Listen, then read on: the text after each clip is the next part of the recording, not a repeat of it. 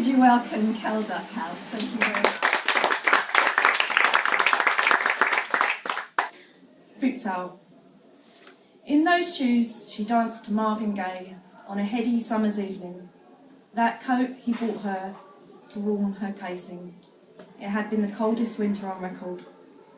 The bag, a weaved sack from Tesco, she used to cart those books back and forth all spring. And this lamp I bought for her birthday in the autumn, in exchange for a smile when the clocks changed. A year has passed since that final spring, and together we lay out on the table, and this rail too, her possessions. Spread her all about the floor, each piece, an echo ricocheting in our throats. How much for this? I pluck a meaningless number from her carcass. We exchange monies and platitudes, and he takes a piece of her flesh away. All the rest of that day we trade her off to wanderers, passers-bys, and bargain hunters, hungry for cheap meat going spare, until all is left is this frame, which I keep, but I do not stuff it with a photograph. I leave it on a small table in the hall, vacant, like a skeleton skinned. Okay. Do you want angry mum or angry politics? Both. Oh, well, let's see if we can fit them in. Let's go for... Okay, we'll go for politics, I think. Fake news. No wonder we are faking it. Real world hurts. Real world sucks. Real world is bleeding. Stabbing, shooting, screaming, cars crashing through crowds. How exciting, quick, send in your photos. Vox Pop, another eyewitness, BBC News 24, all day bleeding long. Pause, rewind, repeat, pause, rewind, repeat. Nobody's saying stop fucking killing people. And I voted leave, so I'm the best, but no, because I voted remain, so I'm the best.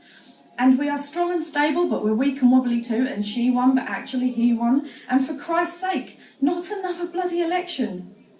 And blame them because they aren't white. No. Because blame them because they are poor. No. Blame them because they are rich. No wonder we are faking it. Real world hurts. Real world sucks. Real world is bleeding. Put your fingers in your ears like a child and repeat after me. No more. No more. Enough.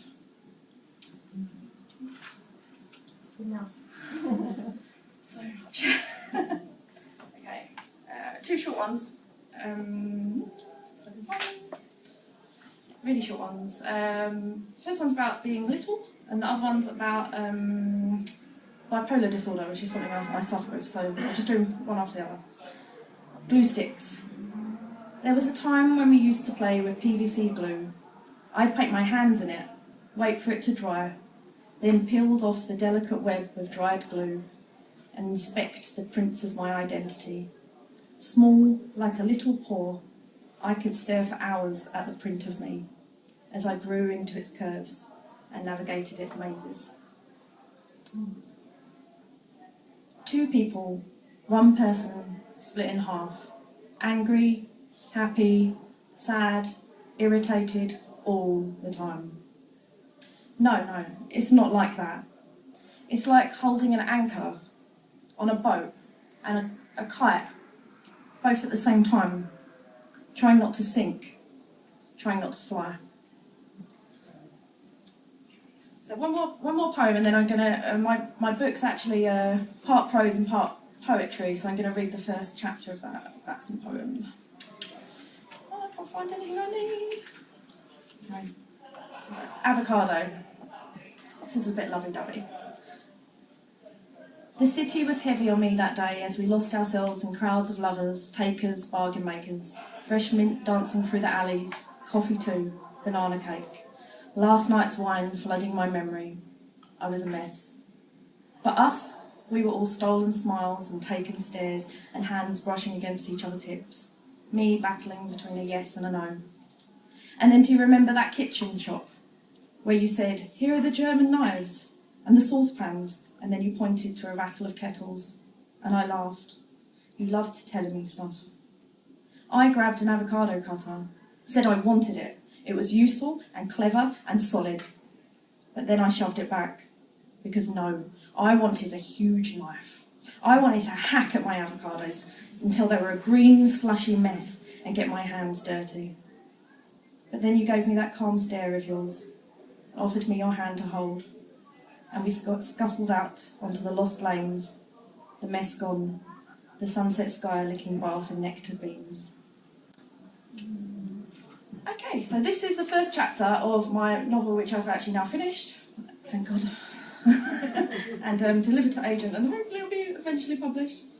So the book is called Tyrannosaur, and the first chapter is written in poetry, as you can see, and it's called Round 3. My big brother Denny, whack, is getting the hell beaten out of him. Thud.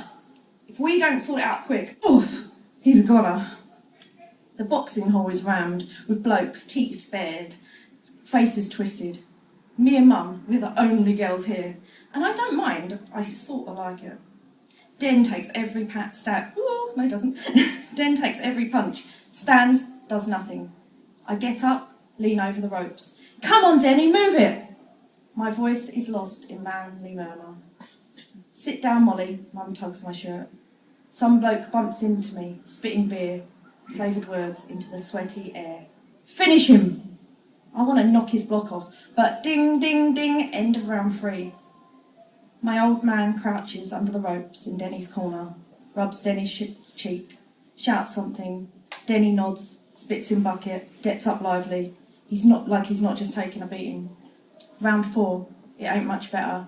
Denny, jab, jab, jab, nothing lands. Crowd growls. The other bloke swerves, catches Denny. Crunch, crunch, crunch. Den's cheek wobbles across his face. I wince like I've been punched too. Denny slumps against the ropes. This bloke launches at him, like whack, like crack, like chin on the chin. Thud, ribs.